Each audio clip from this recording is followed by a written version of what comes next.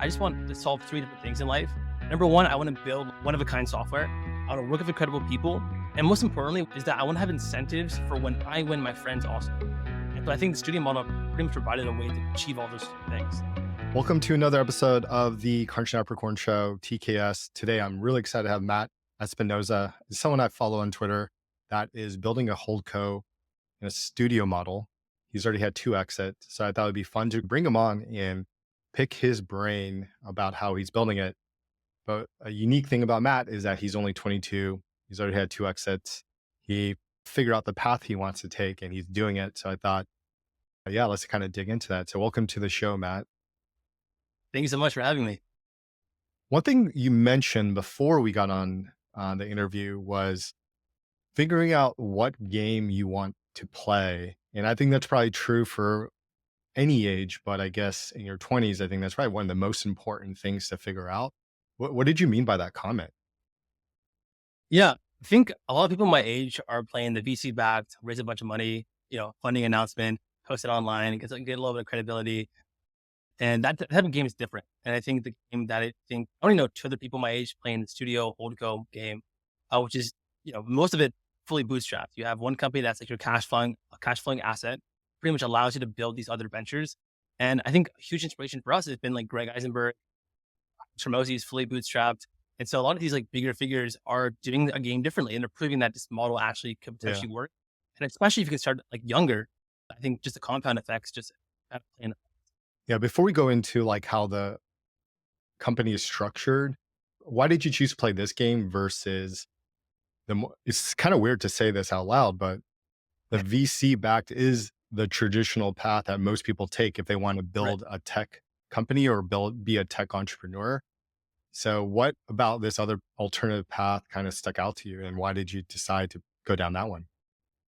Yeah. So I think Paul Graham talks about this idea of like missionaries versus Mhm. mercenaries.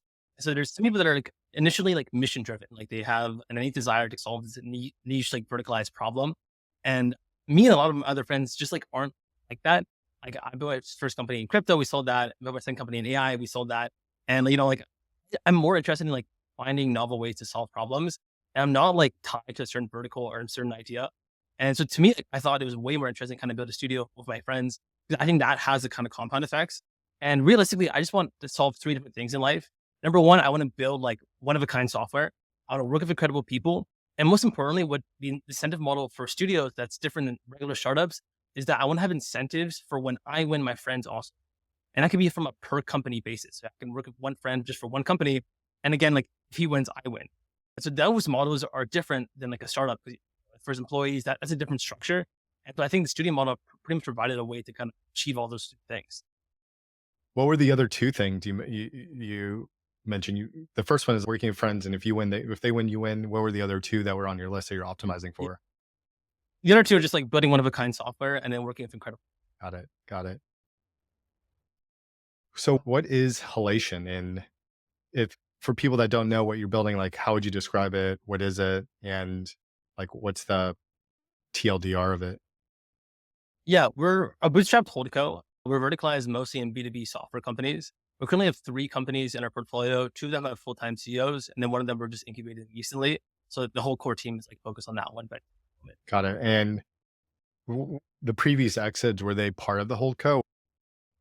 yeah, so the last company we built was Journey Plus, and that was part of the whole entity. So then the money from that exit has been like distributed across the top holdco. Got it. And how is the entire thing kind of structured between like Yeah, the whole so co and the separate companies? And just kind of curious of like right. you can lay out the land. Yeah, so legally, like the top holdco entity has to have equity per company. And so one of the structures that we have is that we only want to own majority stake in companies. The main reason here is that by owning majority stake, you have like final say of how things are done in the playbooks there. So even when acquiring companies, we don't have to buy the entire company. We just want to own 51%. Got it. So that will give us like the final kind of say. And so with the 3 companies, so we have one company called Productize, and which we're co-creating software companies with creators. I think this like creator slash like software side is going to really show up in the Yeah. next decade. So we have a CEO kind of running that company. And the whole goal is just to find creators that are like just 10x that are really great potential people to build software companies with and incubate companies with. And we own 60% of that, and the CEO owns 40% Got type it. of split. And it's similar split as the other two companies. Like the CEO would typically own 30 to 40%, and we'd own like majority. Got So it. whatever the pie is. And you mentioned like some there's so many other rabbit holes I want to go down in, but the first one is you mentioned bootstrap. How did you Yeah. bootstrap it? Like how is it funded? And I read a lot about your playbook around finding your cash cow that funds everything else that you're doing. But for what you guys are building, how are you bootstrapping it? Yeah. So there's a couple different models I've seen that has worked. So one is like the cash cow to venture. And so in our case, like I just had two good exits, pretty much funneled enough capital. My co-founder also put some money into like from his exits as well. And so it just kind of made sense that we had enough of a cushion to play around with. We do also have an agency, so that's like a good cash cow margin. But in general, we mostly focus on software plays, and software and SaaS companies are very recurring. Yeah. So a lot of the money just kind of continues kind of driving the kind of enterprise Okay. play. And then when you guys first started, was it the agency that was initially funding everything? And then once you had the exits, you funneled that in? No, actually, it was completely the Oh, exits. If we're not from the exits, I could just like fund oh, everything. that's amazing. So then why do you have an agency? Yeah, I think it's a couple of reasons. One is that there's a and I'm talking about Nick Huber, and his model is very interesting, in which he can incubate one company and use the agencies as like the backbone to incubate that. So he has one company that does like landing pages, another company that does like SEO. And so I think an agency for not necessarily the cash cow perspective, but just for the when you incubate, just being able to expense your own company Got to be it. able to do that. I think that's like a very high leverage play. And what does your agency do? We just do design. So Got we it. focus mostly on landing pages and then product design. Got it. So it sounds like you bootstrap it, you launch companies, and we could go into like, I'm so curious about the whole process of that. But one thing that I wanted to dig a little bit deeper into is productize. Like, is that, Yeah, I think that's such a brilliant idea. So that company essentially goes out and searches for creators and then partners with them to build right. software. And I guess the software that you're building with them could also be a company underneath the studio model as well. Yes, no, that's exactly right. So Protest is like its own studio inside a studio. But we're just focused on building, like co-creating companies. So As well. meta. Have you created any yet to date? Yes, we do have an LOI, and like it's pretty much official at this Yeah. point. So we have one creator. We can't announce it yet. Yeah. Tens of millions of followers, and it's just it just makes it's a no-brainer type of software product. And I think the biggest differentiator is like we're not like a software agency. We're not just incubating the software. We're also like growing the software alongside the creator, which is a very different model. If you want to just build a small little SaaS app, make a little bit of money, sure, that's different. But if you actually want to build a true company and business, it's a different setup because I think creators should be partnering up with. And I think, Mr. Beast has done this really well. He has his own type of studio Yeah. model as well, where he's kind of incubating software. I think we're going to start to notice that trend a lot more. Oh, I think so too, especially because they're starting to build their own audiences. They're starting to build a Exactly. distribution. They want to expand outside of just doing affiliate marketing or brand sponsorships. And I think the old model was like more the Hollywood model, which is Right. what celebrities did. So they started building physical products. And then now it's like, dude, digital is so much more scalable and the multiples are so much higher. But I think the barrier before was like, it felt daunting to build software, but now with AI, I guess, Yeah. companies like like what you guys are building can make it a little bit easier. And you're right, like building the company is probably going to be the harder part than building the software. 100%. And I think what's cool is that we've noticed like these ripple effects between companies where we can share the playbooks and learnings from one company and just apply them to the next. So you can imagine like over a long enough time horizon, the compound effects Yeah. are just kind of unreal. So when you approach a creator, do you already have an idea in mind, or you're just reaching out to somebody in, let's say, a vertical that has a big following, and then you kind of brainstorm ideas with them, or is it like what is that like Yeah. idea generation process like? So we've had a good learning recently, which is that there's a very limited amount of creators that actually want to do this.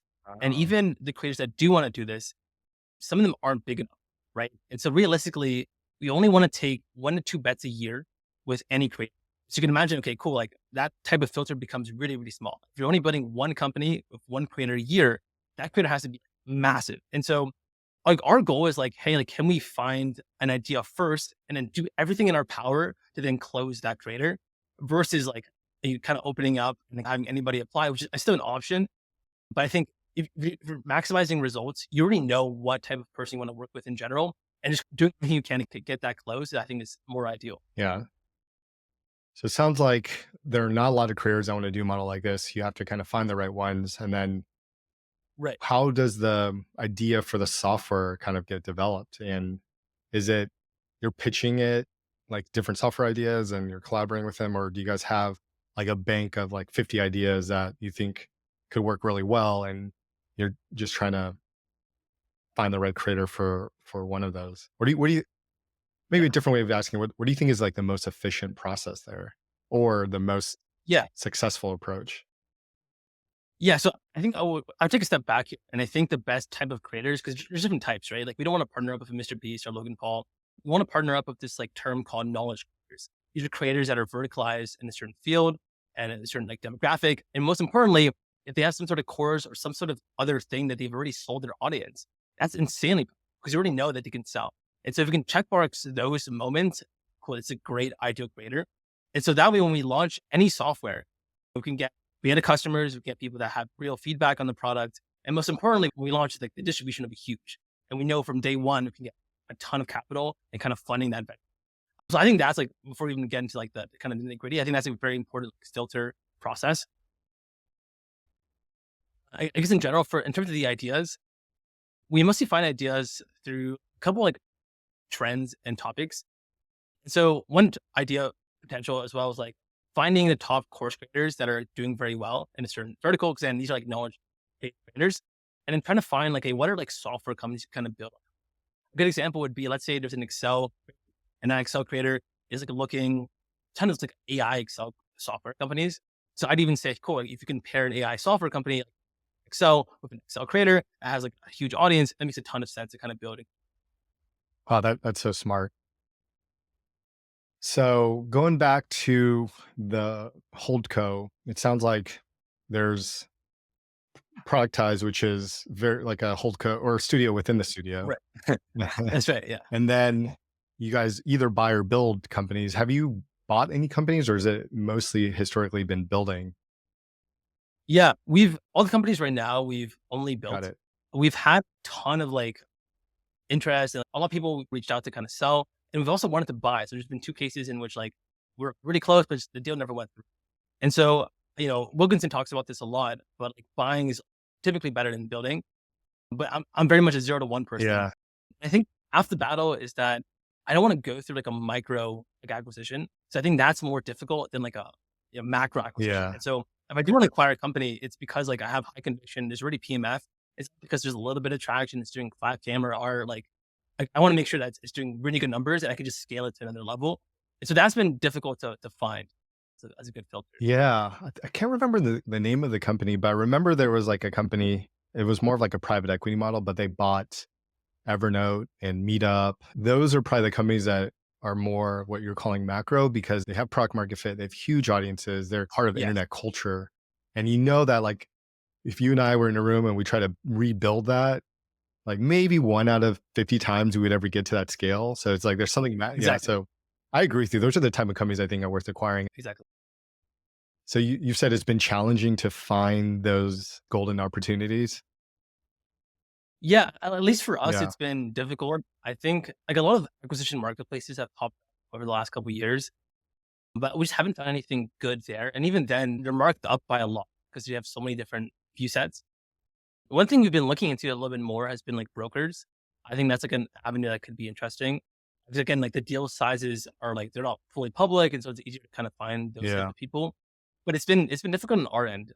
I don't know if you've ever been interested in it, but I've looked into it. I came to the same conclusion as you where like buying something small where I feel like I can build it and get it there in a year. It's like probably not as exciting. yeah, And then the problem with a lot of those ideas is those aren't ideas I would want to work on anyways. yeah. And I definitely agree with like the 0 to 1. Like sometimes like there's companies that haven't been built yet. So for example, with our last company, Journey Plus, we were the first ever Yeah. mid journey powered in the When field. I Like, read that, I was like, dude, so it's like I want to. it's such an It's obvious. so obvious because I remember when I was playing around with it, I was like, I have to log into Yeah. Discord, which I don't even use, go in and then put Right. for me, it was like trying to figure out how to use it and then publicly put all my prompts out Right. there. Like, no, I'm not going to use this. So I Yeah, switched. yeah, no, So exactly. it's like such an obvious one, and I'm assuming that went really well. Right. Yeah, yeah. But see, stuff like that where it's like, you can't buy a company, no one else is doing that. Yeah, Like, even now, I don't think anyone else has done it besides us, and, like, I think Midjourney's yeah, starting yeah. to do it now too. So one thing I am curious to learn from you is about validating ideas. I think the problem I'm having right now is having a difficult time just coming up with ideas that are worth pursuing. And then Mhm. from those, I would assume that if I had a list, if I had 100 ideas, probably 10 are worth validating. And then from there, one is probably worth Right. building. And then each one of those stages has a big challenge. How are you kind of, coming up with ideas and validating them? And how do you choose which ones to build from there? Yeah. So right now at Halation, we have like this internal framework. We also have a bunch of internal tools we've built. So we have one internal tool, for example, that scrapes Twitter, Reddit, and Quora, and it just kind of gives us data points. It's not really useful in terms of like building companies off of those ideas, but at least gives us a sense of like demand, which I think is the first like circle I kind of look at when kind of building companies. Like, no one wants it. Like, there's no point in doing Yeah. it. For example, Journey Plus is literally built off this viral tweet. I was like, why is Midjourney only on Discord? And it had like 4,000 retweets and like everybody's talking about it. Like, I'm like, cool. I saw that during Christmas break and I knew before January 1st I could build it. And so we ended up building and incubating together. So I think there's something to be said about, tweets and Quora and like all these types of people. They're already asking like, I want this to be built in the world.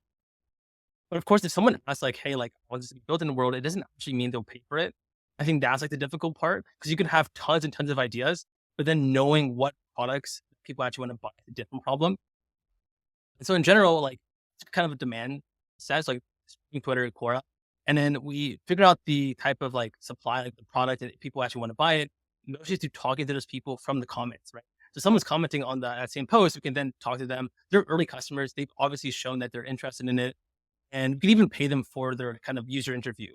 So that's an automatic filter where you don't have to go searching like Facebook groups. Like you already know the customers are underneath the comment section. And from there, we can then figure out distribution strategies, like unfair advantages you can have. Like in our case, we mostly use influencers and AI directories to kind of grow really fast. Got it. Got it. So it sounds like you're doing research into what is bubbling up on the internet, specifically like social. And then from there, using Right. that same platform to do customer research, figuring out what to build. And then I guess the distribution would be working with creators or like AI, like search platforms. Right. You also mentioned like the barnacle and whale approach. So I'm curious to hear you Yeah. explain what that means as well. Yeah. This one I'm super fascinated on. I think one of the companies that will actually outdo productize is based off this barnacle and whale. And so Andrew Wilkinson talks about how one of his companies were actually built on top of Shopify Marketplace. So the barnacle and whale approach is that it's this like ecosystem type play, in which the whale is like this huge company. Most of them IPO'd or have a ton of capital, and they are just putting a ton of money. They either have a marketplace and they're trying to build an ecosystem around their products. And a good example is Shopify. So a lot of the biggest apps on Shopify right now have either been acquired by private equity or company to company. Some of them have actually been acquired by Shopify themselves, and so it creates a huge economy in which like they're doing the distribution for you. Yeah. Just focus on building a really great product. And there's a ton of marketplaces I've been looking into. And I'll share like for the first time ever, I guess the marketplace we're working on right now and the kind of building on top of there. But there's a couple that I think would be worthwhile to kind of chat about. If you want to like brainstorm ideas per marketplace, I think that could be fun as well. But the first one I was looking into was like the Apple Vision like store, Apple Apple Vision Pro store. This is an obvious one. There's like less than like 100 apps on top of there.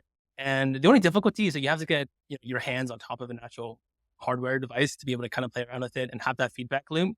But assuming you can, like I think there's tons of apps you can kind of build on top of it. So I think that one's like a super interesting like first marketplace. What are some other marketplaces that you think are like similar to this approach? The other ones I'm really bullish on. There's one called Discord Marketplace. That one launched literally 3 months ago. Oh, wow. And they're actually giving out money to build products on top of their marketplace. And so they're giving 15,000 to 25,000 grants to just developers to kind Yeah, of yeah. build on top of that because they're so new. And we actually considered building on top of them, but I'm just not a gamer myself. So I had like no really good incentives or ideas. And none of the core team are also gamers either. Yeah. And so like we had no background. But for context, there's only 17 apps on Discord Marketplace right now. And so you can imagine Discord has like 200 million plus users. So that's a huge opportunity. play. What Yeah, let's definitely brainstorm ideas. I think that would be fun. I'd probably take all Yeah. your lead because I haven't thought about this too much, but what have you been thinking about for like either the Apple Vision or Discord or like any other marketplace with this Yeah. approach? I guess like, maybe let's go through like all the marketplace Yeah, options yeah, and you can figure out which ones like make the most sense. This other one is pretty cool is the Webflow marketplace. yeah, They're so new that they haven't even launched. They're still in beta. And this is an easy one for ideas, but like just just finish clone all the WordPress plugins and like products and like people have built their entire empires off WordPress. I'm sure you know a couple of yeah, people yeah. have. Yeah. Just do the same thing, clone the top products and do that for Webflow. It's such an easy like play. Like it's a no brainer. I think for Webflow, there's less than 200 apps right now on that beta marketplace. They haven't even launched, so you can imagine like the potential there. The other ones that are kind of interesting, like semi-interesting, are the Figma marketplace. It's been out for a while. The only problem is it's hard to monetize on Figma, but there's like a couple cool products there.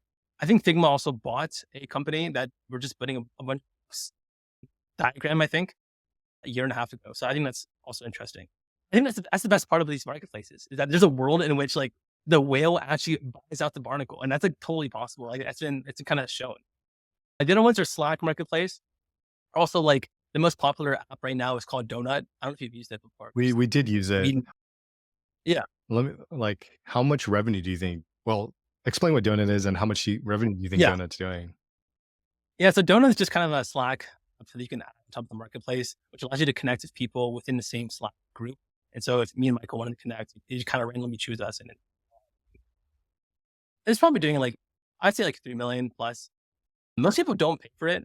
I do know some companies that do Yeah, because there's like some premium features. So I think that one's kind of interesting. Again, Slack Marketplace is a difficult one to monetize. I think half the battle is the distribution, but again, it's a supply. Like, can you have something that people can actually buy? yeah, Some of the other ones are GPT Store, which is a no brainer as well. But again, they haven't announced how the monetization is going to work. So it's kind of a playing field that at least I don't want to touch yet because I know I can just build on top of there once I know what the monetization design is there. And the one we're actually like fully focused on right now is the Stripe Marketplace. They launched like a year and a half, but they just announced like 2.5 months ago through like the Stripe conference that they're going to put a ton more money into this. And there's like barely any apps there. There's literally 5 pages worth of apps. Five. Like that's what it. are Like that's the entire. what are some examples of apps on the Stripe marketplace right now? So there's one about like A/B testing prices, which like, Stripe Oh, that doesn't. makes so much sense. Yeah. The ones that we're building right now, yeah. So we're calling it the One Empire. So we have one checkout, which is like a better checkout experience. So for example, That makes we so much allow you to sense have, too. we allow you to have PayPal and unheard of. You're already losing money if you don't have PayPal in your Stripe check. So that's like one example. The other one is one price. And so we're just doing the same price intelligence. We pretty much call that the most popular app on the Stripe marketplace and are just focused on it. And so we do A/B testing on prices. We can then do A/B testing on features. So that's an easy one. Yeah, And the last one we're building in the slow ecosystem is called One Churn, which allows you to have just really good churn rates. And so you're able to figure out and detect, okay, what Stripe customers are churning, what potentially could they churn. And if they do churn, can we bring them back in? So for example, we have a sequence in which if they cancel, we send them like a discount, which is like 99% off if you want to join back again. So we bring customers back. And so that's kind of our initial play that we're putting pretty much a ton of capital to kind of make. that makes so much sense because Stripe is basically like the payments layer on the internet. Right. So Yeah, it's like Visa. exactly. So just building on top of that, it makes so much sense. Right. Yeah. I think that's huge. And a lot of popular apps right now are on top of Stripe. So there's like MailChimp, there's Zapier, obviously, but there's like really no like ecosystem built on top of there. And so we want to be the first, but not only do we want to be the first, we want to be like dominant one. And so Yeah, people are building on top of there. Like we want to buy them out and have them join the ecosystem. I think that's kind of, that one's really exciting 'cause it makes a ton of sense. People are going to pay for these products versus some of the other marketplaces. It's a little bit more difficult to monetize, but it's really good distribution, but like hard to monetize. yeah. And then I think it's also like who is the end customer? Like for Stripe, is like if it's a business and you're building churn software, Yeah. it's so easy to justify paying for that. Whereas like you're saying, for something that's Yeah. very new, like like the GPT store, it's the business model is kind of unknown. The customer willingness to pay is unknown. So there's a little bit more risk attached to it. Right. But yeah, the The Stripe other marketplace thing, makes a lot of sense. yeah, yeah, well, we thought so too. The other cool thing is that the ICP is also super easy. And so it's easy to like figure out what websites and companies are actually using Stripe as the back end Hmm. and just message them like a guarantee of like, And that's what we've been doing. We've just been cold emailing a ton of companies at scale and just saying, hey, like use our software. We're an official Yeah, Stripe yeah. marketplace. It's a no brainer. Like we'll give you a guarantee. You'll make more money using our app than like the regular Stripe process. So it's pretty cool. When you guys decide to pursue ideas, like let's say the one the straight marketplace, what is the outcome you guys are hoping to achieve? Is it like $1 million run rate within a Mm, certain period of time? Is it to build like a $10 million, $100 million run rate? You know, is it like yeah. hit the million and then all upside from there? Just kind of curious about, I guess, the level or the scale that you guys are trying to hit with a lot of the ideas that you pursue. Yeah. There's a couple like internal decisions we've made quite recently, actually, that kind of like lead to that thought process. The first one is like we realized that there's some companies that are not going to hit like 100 million or 10, even Yeah, like 10 million, right? So, for example, some of the agencies we're building, the only purpose we want to build them is because like they're the equivalent of having an insanely powerful internal team yeah, build a company. Okay, cool. Like, even if we lose money on the agency, it doesn't really matter because I think that'll just allow us to outcompete most studios in the future because we just have that source to like funnel out everything else. There's other bets like product types, which I think will probably be a huge, huge company if it pays out well because it's just a studio within the studio, which means that like it allows us to have really good distribution from day one. And if you can build the trust of creators, especially have the first one do very well, you can have inbound from like even bigger creators that we couldn't even reach before. So I think that one's I'm really bullish on. And then the Stripe one, which is called One Empire, I think that would do well. I think they'll probably have like a super huge outcome, like maybe 50 million plus. But I think one thing we've decided is that there's very little incentive to actually sell companies. I think we're good on liquidity. And so the only reason we'd actually sell is we just wanted more. And we have like a super huge play we want to do. And I think, we talk about like not being VC backed and everything. We're also okay with like raising money if there's a certain venture we want to acquire that we just don't have the capital for. And we know for a fact we can scale it. We're also okay like raising angels and like having people like on the cap table. So there could be a time where that's also a play. But in general, like we have no incentive to kind of sell any stake in any of the companies. got it, got it. As so, it sounds like you're taking like a diversified portfolio approach, where some are really long term bets that could take a huge outcome, or some has a strategic purpose, which would be to help incubate companies, even if it's cash flow negative. And Right. you're kind of sounds like you guys are more following where the opportunities are and then seeing where it goes from there, versus like having a strict Yeah. every company has to hit this mark and be SaaS driven and hit this strict Yeah. criteria. No, I totally like. I think what's interesting is I think most studios actually think will fail because I think it's unsustainable to be running two or even three companies at a time. Oh, And so I see a lot of people are like posting like they have a studio now, but they have like four different companies. 90% of the profit comes from one company. And I'd even argue that like if they just double down on that one company, they'd probably do better. But caveat is that if you can have operators in the other three companies, I think that's the ideal place. And most people like I think the reason why I think most studios are fail is because like they just don't have operators running the company. And so in our case, we have two out of the three companies have operators, and we'll probably have an operator running the Stripe marketplace at 1.2. But right now we're just like fully focused on that one because we just incubated it. got it. And so I think operator-led studio companies are honestly the way to go. How do you find the operators? I would assume that's probably one of the hardest things Yeah. to do. L- In our case, because we only have three companies and only two of them have CEOs, it's only just been from like, me and my co-founder's network. I'm sure there's gonna be a point in which we have to Got it. expand outside of that when we incubate new companies, and that's a whole different problem that we haven't even had to hit yet. But yeah. Eh, How do you spend your time now? Is it like a cycle where coming up with idea, you get it up, hire CEO, and then you move on to the next idea? Or are you mostly trying to stay at the studio model like level? How do you view where you're best utilized? Mm. Yeah, I think it's a good question. We typically have at least one catch up call per week of the two CEOs we have right now. And it was just kind of make sure the metrics are being hit and like things are doing well. And if they need any help with us or hiring or anything like that, like using our network, I think that's where we kind of come into play. But right now, I'm like heads down on the Stripe marketplace aspect. I'm just really bullish on it. I think it's kind of a huge potential play. And so with the other two companies, I don't really need to be too Got it. involved. And what's also great about having a co-founder is that my co-founder is more involved on the other two companies. So they're not like as software driven. Productize right now is not software driven, at least until we start building the software. And so he's more involved in those two and more involved on Got like the it. software side. So it kind of leads into a good split where we can kind of divide and conquer what companies want to focus on. How do you build all the software? Is there an internal team, or do you just pull in like a SWAT team to build when you have an idea? Yeah, so we have an internal team, but it's actually a very controversial topic, Why believe it or why not, in why is studios. why? So, for example, High Alpha, which is a venture studio, they have like no engineers on their core team, and the reason why is because they're like very bullish on their ideas from day one, and they just have a design team that kind of builds out what the product will look like, and they have customers that are paying before the product is built just based off the design, and then they hire a CEO and the engineering team once they start incubating the company outside the studio, and honestly, that model is very common within some of the bigger studios like even Atomic is more designers than engineers on their entire team. There's another huge venture studio called Diagram Ventures, similar setup. Like Diagram's also like fully designed a core team, and they have like engineers like per company. They don't have any engineers on the top. I think they have like a CTO just to make sure things are like technically possible, but in general, they don't have a team built. In our case, we're like more engineers than designer. We only have one designer, and like everybody else is like fully technical. And so it allows it to ship really fast, which at least I think is Oh important. yeah, for Um, sure. but I guess other studios don't think it's as important to kind of ship the product out before, which makes sense, I think. So How many people are on the core team, and how's that broken out? yeah, so right now we have 5 people. So it's 3 engineers, including me.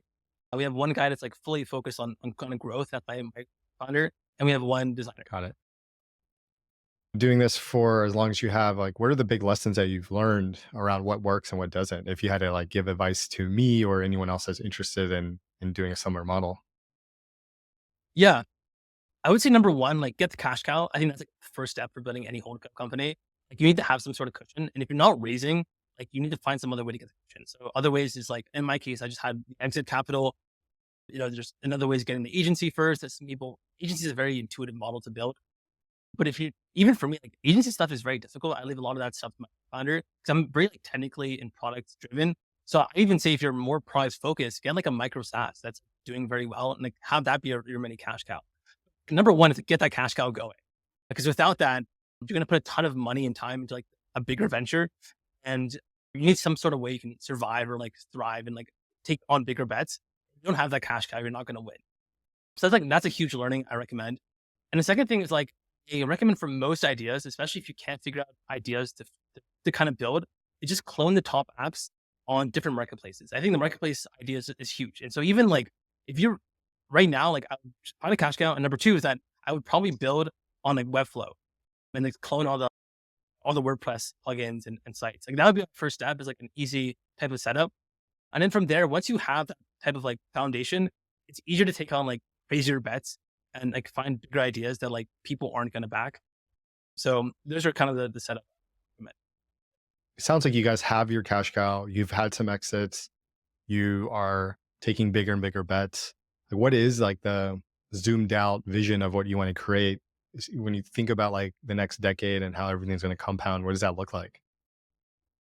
Yeah. So I think there's just two pathways I think that I go back to a lot. The first pathway is like more that we incubate a company and we have like agencies that are able to like really boost it up. So we have a company that's doing very well. And either we have that unfair advantage from the agencies or we have the unfair advantage from partnering up with them from day one. So we can incubate companies knowing that like these are going to work, which is like harder said than done. I Mhm. think a lot of companies, they just don't know if it's going to work out. But I think if we have enough data points, that could be interesting. And the other point there is that I've always thought about what if you can moneyball startups? What if you can have like data driven proof points that like a startup's going to win, or there's a percent chance that a startup will win. So that's something I've been like thinking about a lot as well. And I think you can do that super well if you have like a studio. So you're just doing this at a larger scale than everybody else. I think that's a pathway. And the other pathway we've considered a lot is more of like the buying route. And so I admire mostly Hermosi. I think Hermosi is a huge inspiration for a lot of people my age. But what he's done really well is that he's insanely good at sales and he's pretty much has and buys a team and buys an entire company and pretty much puts an entire sales team on that company and just scales the company 10x. and he still owns majority stake. And he kind of like, but one thing that he does that people don't know about is that he's obviously trying to buy companies, but he only buys 1 to 2 companies a year. As you can imagine, like when I first saw acquisition.com, I thought they were buying like at least 10 companies a year. Like he's always talking about buying companies, but he only does 1 to 2 a year, which is why I kind of realized, especially if it's a studio model, like there's really only 1 to 2 bets that we have a year to incubate, and everything else is just maintaining and sustaining. I just don't see us buying 10 or 20 companies in a single year, or incubating 10 or 20 companies a year, because it's just not sustainable or doable. And honestly, like majority of the gains are coming from like the 90% of the portfolio, not like the 10%. So I think in general, the ideal studio is like having like really good companies, 1 company a year, they're either incubating or buying, scaling that company, and like having still fun in the 0 to 1 stage that other people just can't have, one building huge. Yeah, I think with those two paths, the first one, I think the Moneyball for startups idea, from my experience, what I've learned is like there's just so much luck and timing that is a factor. Like maybe Yeah. I think it's actually 51% or higher. That's just luck and timing. Wow. So if you took every idea and you ran it with the same team every single year, there'll be one year where it hits really hard, but you have changed absolutely Mhm. nothing. Same product, same marketing, same target audience, which is that right time for it to just work. So that's, Yeah. but I like what you're saying about the second, which is you keep doing what you're doing, you still stack up and build up like a huge cash cow on your balance sheet. You get really selective and you buy one of those macro companies that you're mentioning. Going back to what I was saying about Yeah. luck and timing, find one of those companies that kind of was right at place, right time. Maybe you didn't get that venture exit, but it's still like massive. Maybe it has hundreds of millions of Sure. customers or users. Right. And then you take that over and that's your big bet of the year or of probably the decade Yeah. where 10x that's going to be a huge, huge accomplishment. Yeah. I like that And path a lot more than the first one. oh, yeah, for sure. And just imagine that every year, like knowing January 1st, there's going to be a company that you and your friends are just going to blow up. Yeah. And then you can take that back and then do that again the next year. Yeah. Like just imagine how fun that's going to be every single year. And then knowing that like once you blow up the company, it's just like mostly on sustain mode. You're still kind of working on it a little bit, but you're not really touching it because you have an operator kind of running that and then doing it again for the Yeah. next year. Like that's to me super, super. Yeah. We're not there yet, obviously, but I think that's kind of the idea. Switching gears, I thought it would be fun to maybe do like a dual unsolicited advice, or I guess in this instance would be solicited Sure. advice. So if there's any advice that you're looking to get on what you're building or how you're building or structuring products, happy Mhm. to lend a ear and happy to share how I'm thinking about it to get your feedback on it and any general specific advice. Yeah. So you answer a lot of the questions I was thinking through just the interview, but I'm starting to think through like what I'm going to build next and kind of running in circles there too. So happy to do either or both, whichever you prefer. Yeah. So you mean solicited advice in terms of like me asking questions to you, or like you got Oh, something sorry. that? So there's always this joke that I like me. I always give unsolicited advice to people. So I've been Okay. also thinking about naming my podcast "Unsolicited Advice," where we both come on, we share. The joke is that it would be solicited because we are coming and asking for advice, Yeah. but I thought it'd be funny to have like a segment titled "Unsolicited Advice." Sure. Okay. Cool. Cool. I guess the interesting thought process I've had is like, is there something missing from the game? We kind of talked about the structure that in game I'm playing. I think it's always interesting because I think a year ago it was still the same thought process, but like it's got a degree different.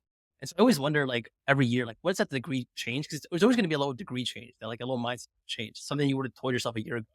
And so I guess from your perspective, like what is that degree change that you think potentially could that we're missing, or like that we're Yeah, I think this is tied to one of the questions I was going to ask you, but I guess we could pull it up now, which is I saw that you write a letter to your future self. So, yeah, like from my vantage point, I think you're thinking about building the studio and all the different bets and the structuring. I feel like you have a lot of that figured out and it's very aligned to your strengths, your team. I think I have a very clear idea what your motivations are. But with your question, it's probably more on the personal side. So if you had to push all the work stuff mhm, aside, like how it's structured, how much money it makes, how you're building it, the question is like, okay, why are you doing this? I know you write a letter to your future self and use the software to send it back to you in the future. yes, What, I mean, if you're open, but what is in that next letter? And then I guess we can dive a little bit deeper if you're comfortable sharing. Yeah, yeah, no, for sure. I think I go through periods of like intense work. It's like I call it like a season of no, a season of like saying no to a lot of different things. And I think right now I'm in that season. And I think this letter is gonna be, at least for this year, gonna be pretty like heads down building. I think there's gonna be a place, and I don't know when the season is gonna end, but there's gonna be a place in which the season is either lighter or easier to kind of manage. And at that point, I can start bringing other things into my relationships, like maintaining those, having a good type of like life outside work. I think has like always been really difficult to me. So I think that's probably how I would. Got it. Yeah, I saw this. I wrote this tweet that went viral last week about like how much you need to retire. The basic idea was is Yeah, like much less than most right. people think. But someone else that worked at Google for like 23, 25 years, like quote tweeted in and added his own perspective. When I clicked on his profile, Yeah, I think he had like the best profile bio, and it went along the lines of, "I spent 25 years figuring out how to work, and then I'm going to spend the next 25 years figuring out how to live." I was like, "Oh man, that's such a great line." that's And good. That's really yeah, good. because it was like he has his seasons where he was so focused at work, and then he came to a point, and it just felt right to him to like move on to the next thing. And it resonated with Yeah, me because I have those 2 seasons where I was so focused on work for whatever, 20 years, 25 years, and figuring out how to live. And the one thing that I probably regretted was just dividing the 2 out so separately, which is like, okay, mm, everything you read is like, I'm so focused on work. I'm going to do this thing. I'm going to grind it out. I'm going to like be laser yeah, focused. And I wish I would have infused some of the life stuff. I mean, it's not like I wasn't dating or traveling. I was sure. definitely doing those things, but it was never on the top 5 list. But Yeah, I like the concept of seasons, right? Like kind of what you mentioned, which is it's cool to grind it out for 3 years, 5 years, 15, whatever you want to do, but mhm, figuring out like when you want to take that break and like downshift, or even combining the 2 things together and just getting a broader right. perspective. And then Yeah, the big question is, when is enough? And I think the answer can be different for everyone. yeah, But from my vantage point, just talking to you, it just seems like you're just having a lot of fun. And I think that is like a right, huge factor that a lot of people don't consider. Dude, if you're having fun right. and your days go by and you're working with your friends and you feel challenged and you're still motivated, just ride that train and you know, keep the other perspective in mind of Yeah, and maybe infusing some of those things as just not all about work, but you're also so young too, so you have so much ahead of you. But I think you're asking the right questions. So to answer your question, I think you're the only one that's going to figure out that answer. But I think you're thinking of it and give a little bit more mental space for you to like think through those as you write these letters to yourself. yeah. I guess the other question too, as well, has been like to me, like this is a huge game, and I'm just kind of playing the game of life. But then the thought process here is like you mentioned the divide between season of working and season of like living. I think part of it is like I like the game I'm playing, so I can see myself playing it for a long time. I think there's also a world in which like maybe stop the game at a certain point. And when I stop the game, how do I know what I like? Because I've been doing it for so long. How do you figure that out? 'Cause I know you kind of had Oh, like I didn't. Yeah, a time where yeah, I didn't yeah. figure it out. I'm figuring it out now. Like if I Oh, could go okay, back, yeah, here's what I would have done differently. So let's just say most people, let's just say operate at 80% where they're so focused on work. I would have maybe brought it down to like 70 or 60 because what I've learned is like as you get older, your identity gets less and less about work. Where in your 20s, it's all about work because everyone's trying to yeah, establish themselves, learn some new skills, make some money. And I think making money is a good thing because it's a huge tool to buy yourself freedom. But I wish I would have started infusing those other things and didn't have this abrupt stop, but just explore life a little bit more and like pull it back just a little bit, but keep the work yeah, high enough where you're excited and you can stay ambitious. yeah. That makes a ton of sense. That's good advice. Okay, so my thing I'm thinking through now, which I'd love to get your feedback on, is like what I write about on Twitter are things I'm exploring. So people think I'm building a holding company or studio model. I Yeah, was like, dude, I haven't built any of that yeah, sure. stuff yet. I'm like chatting with people to hear about how they're doing it so I can learn about Sure. it. But the way I'm thinking about it right now is like, I don't want to manage anyone. So I want to be a solopreneur. And because of that, I can only focus on one thing at a time. I want to build some software. But that's where Mhm. I get stuck because it's like my brain has been so hardwired for venture backed startups. Something like huge scale. Like I'm thinking like it has to be super innovative. It has to have a huge TAM. Yeah. And then when I think about like a smaller thing that's very niche, I get excited about that because it feels like a craftsmanship. I could pour a lot of like time and energy and attention to detail, high quality products. But then when I think about like taking it from 0 to 1, I can't get excited about anything. Like any software I want to build, I feel stuck. Like I feel like I got my content Yeah. going, but as far as like the studio model, the idea of like building something that tries to make money or a lot of money that has to pay for everything else, that's where I get like less excited. So I kind of feel stuck that I want to build software, but I don't know what software to build. And I don't want to build anything that has this huge expectation attached to it. But that also Right. causes me to like not want to pursue it. So yeah, I kind of run around circles there. How do you think about like ideal life? Like, you mentioned a lot on Twitter about this calm company. Like, you want to dive into that? So you haven't tried about it too much. Yeah. So the Calm company came out of if I were to build software, what would the rules be? So the funny Yeah. thing happened, Matt, was I used to come with like software business ideas where I'm like, okay, here's the problem, here's the solution. And what I've Yeah. been doing recently was coming up with a criteria list, which is okay, here's the criteria of how, if it were a company, how it would have to be run. And so it's like Calm company, where it was like no meetings, you work from anywhere, you're balancing, like I would literally say it's work life balance. That would be like a huge point of the company, but we would still want to Yeah. be ambitious. But I guess my ideal life would be if I could just make content, that would be amazing. And if I could work on the product, but just work on the product where it was like product led growth, where we could just focus on the product and maybe partnering with the creator or having the creator be the co founder where we didn't have to worry about marketing. And all we did was just Yeah. build products. I would be like, okay, just doing those two things and then giving back Yeah. as my third pillar. I was like, that would be my ideal work life. Yeah. I would say, so there's two thought processes, right? Like, the first part is that there's two pathways I'm seeing potentially. Is like, number one is that you, if you're the creator, you already solved the distribution problem, or if you partner up with the creator, you also solve the. That's like number one. As long as you have the distribution problem solved, like, it's going to continue growing, like product led or not product led. It's just going to That's grow. true. And so I think optimize for those, which means that either you're doubling down on finding a creator to actually do this with, or just double down on what you're doing right now. Like, just do more inputs. And it kind of, if you know, okay, cool, I'm going to be the creator from this project. That's my distribution, because I don't want to touch marketing. I don't want to touch that. Like, that's literally your marketing, right? And I think you've done a great job so far creating your audience, which, like, just do more of it. I think imagine like two extra input Yeah. Yeah. of what you're doing now. Because if you know that's the end game, then if you just want to focus on product, that will allow you to. So I think that's like one thought process. The other thought process as well would be, I know we talk about like the solopreneur aspect, which I think is enticing. But at least for me, I've always had like joy in like working with at least one other person. Yeah. So I'd even like think about like what that would look like. I think most solopreneurs are always going to be Hmm. capped. And I think, even if Justin, wow, she's doing 5 million a year, which is great. But obviously, most of that money comes from courses, and I don't know if you want to do a course, No, right? So I did I that for think, like, that was Skillshare. Like, I don't want to do any more courses ever again. exactly. So if you're just doing software, I think you're gonna win from the distribution. You're gonna win because the product's really great, which means that, like, if you're just focused on the product, I don't know. I would still argue like you would just need somebody, or even if it's contracts. We have contractors not incentivized as strongly That's enough a to do it. that's a really good point.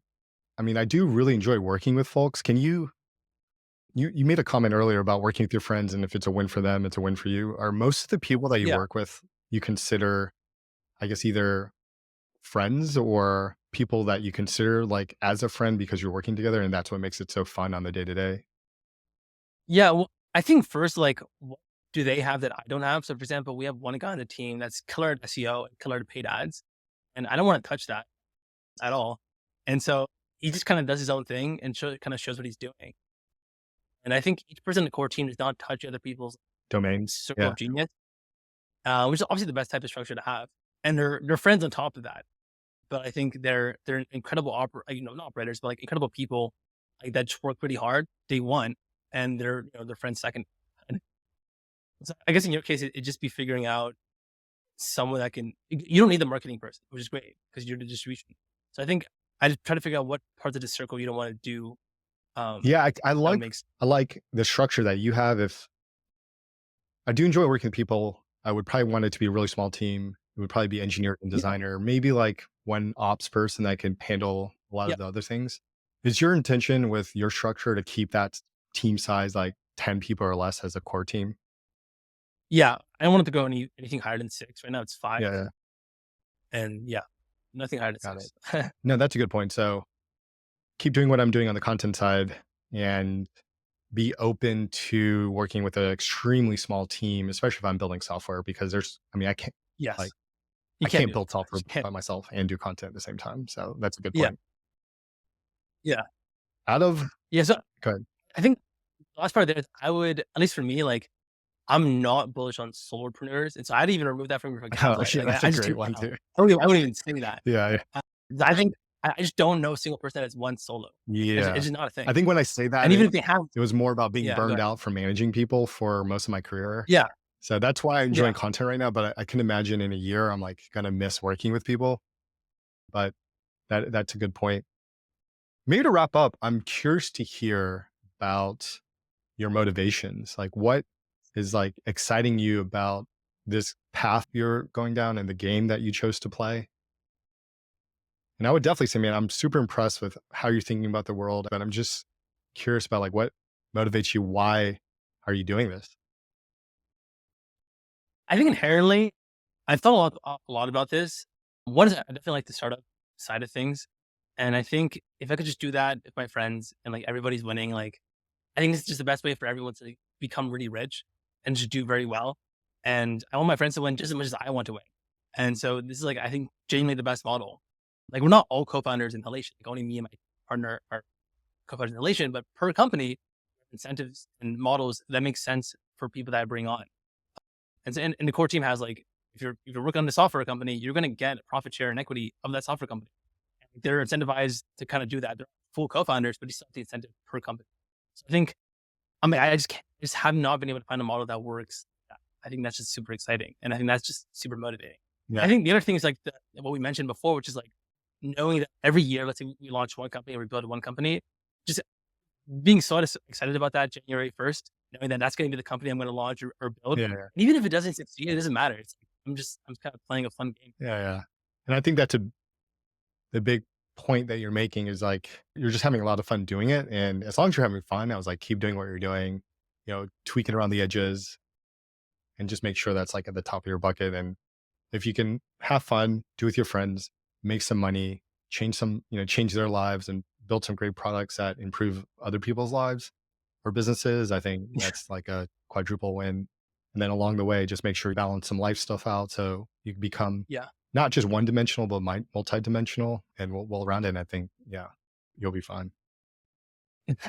Thanks. Well, well, thanks, Matt, for joining. Thanks for the advice. I appreciate it. Thanks for sharing your model. Where can people find you online? I'm trying to be more active on Twitter. I have a couple bangers, but a couple more I'm writing up right now. So it's just Matt, that's Mattespoz. And there you can just Yeah, anything else. cool. And I'll link to it in the show notes and description as well. Well, thanks again, Matt. Appreciate you joining. Okay, awesome. Thanks.